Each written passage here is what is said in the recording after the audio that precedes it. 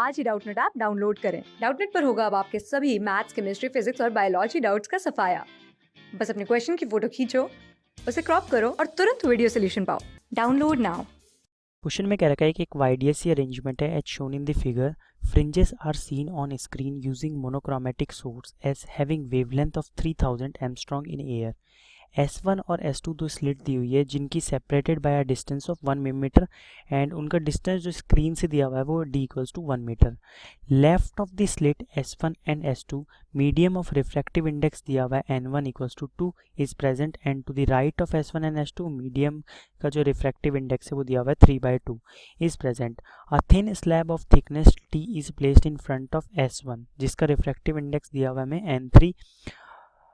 अब हमें क्या करना है कि in order to get central maxima at the centre of screen तो थिकनेस स्लैब की क्या होगी वो फाइंड करना है. तो सबसे पहले हमें पार्ट डिफरेंस निकालना पड़ेगा स्लिट्स के बीच में. तो डेल्टा x की वैल्यू क्या होगी N1 of SS2 plus N2 of S2P minus N1 of SS1 plus N2 of SNP bracket minus of integration of 0 से t N3 minus N2 dx. ये हो गया हमारा पार्ट डिफरेंस. अब इस पार्ट डिफरेंस को हम थोड़ा सही करके लिखते हैं तो ये हो जाएगा N1 SS2 minus SS1 plus N2 S2P minus S1P minus 0 से t का इंटीग्रेशन N3 dx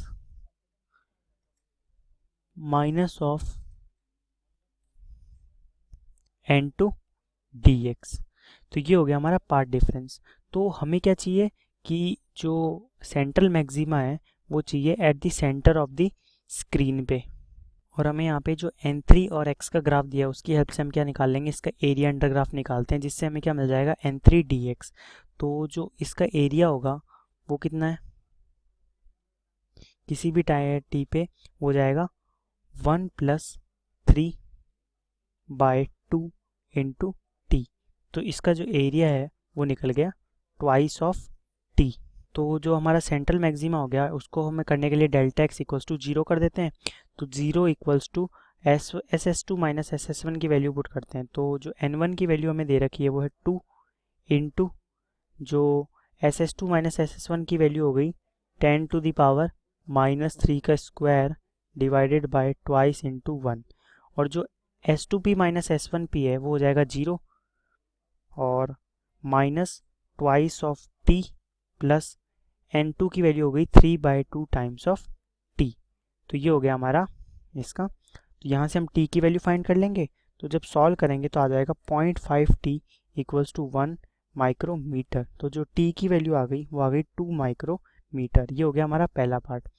अब सेकंड पार्ट में पूछ रखा है कि थिकनेस जो स्लैब की है वो 1 माइक्रोमीटर सेलेक्ट कर ली.